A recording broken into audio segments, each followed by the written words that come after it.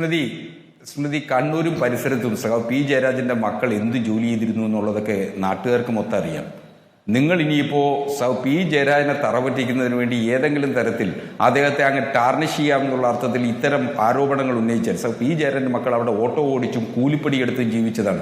ഗൾഫിൽ പോയി കോവിഡ് കാലഘട്ടത്തിൽ തിരിച്ചു വന്ന് വീണ്ടും കൂലിപ്പടിയെടുത്ത് പാടത്തും പരമ്പിലും നല്ല ഒന്നാം തരം കമ്മ്യൂണിസ്റ്റുകാരായി ജീവിക്കുന്ന ആളുകളാണ്.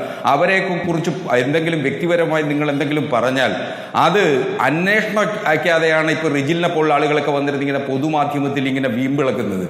ഞങ്ങൾക്കും അതുപോലെ കണ്ണൂരുള്ള മുഴുവൻ ആളുകൾക്കും കൃത്യമായിട്ട് ബോധ്യമുള്ളതാ പി ജയരാജന്റെ ശത്രുക്കൾ പോലും പറയാത്ത കാര്യമല്ലേ നിങ്ങളിപ്പോ ഇരുന്ന് പറയുന്നത്.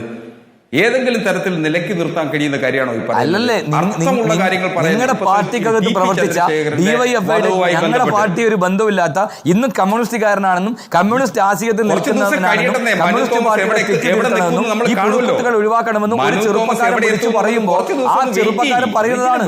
ഇന്നലകളിൽ ഈ പാർട്ടിക്ക് വേണ്ടി ജയരാജന്റെ കീഴെ ജില്ലാ പ്രസിഡന്റായി അവിടെ പ്രവർത്തിച്ചതാണ്. ജയരാജന്റെ കീഴെ ജില്ലാ കമ്മിറ്റി ഓഫീസിനകത്ത് പ്രവർത്തിച്ചതാണ് മനു തോമസ്. മനു തോമസിനകത്ത് ഞങ്ങൾ മനസ്സിലാക്കുന്നത് ഈ പറയുന്ന ഷാജിനെ പോലെ ഒരു ആരോപണം ഞങ്ങൾക്ക് മനു തോമസിന് ഇല്ല. കാരണം മനു തോമസ് അങ്ങനെ ചെയ്യുന്ന ആളല്ലാതെ കൃത്യമായി ബോധ്യമുള്ളത് കൊണ്ടാണ് പറയുന്നത്. ആ ചെറുപ്പക്കാരൻ ഈ കാര്യങ്ങൾ വിളിച്ചു പറയുമ്പോൾ അത് ശരിയല്ല എന്ന് ഞങ്ങൾ എങ്ങനെ പറയണം? നിങ്ങൾ കാണിച്ചു കൂട്ടുന്ന ഈ മുഴുവൻ പേക്കൂത്തുകളും നിങ്ങൾ ഈ പേക്കൂത്തുകൾക്ക് നേതൃത്വം കൊടുക്കുന്ന ഈ തില്ലങ്കേരിമാരും ഈ ആയങ്കിമാരും ഈ ജയരാജനെ ന്യായീകരിക്കാൻ വരികയല്ലേ? ജയരാജനെ ന്യായീകരിക്കാൻ വരികയല്ലേ? ജയരാജന്റെ മകൻ തന്നെയാണ് ഈ മുഴുവൻ എന്നുള്ളതാണ് പുറത്തു വരുന്നത്. അതൊക്കെ തിരുത്തുക തന്നെ ചെയ്യും. എന്തെല്ലാം മാറേണ്ടതുണ്ടോ അതെല്ലാം മാറ്റും. ജനാധിപത്യത്തിൽ ജനങ്ങളാണ് പരമാധികാരികൾ. പാർട്ടി സെക്രട്ടറി പറഞ്ഞാണ്. നമുക്ക് കാത്തിരിക്കാം ആ ദിവസം എന്നാണ് എന്ന്.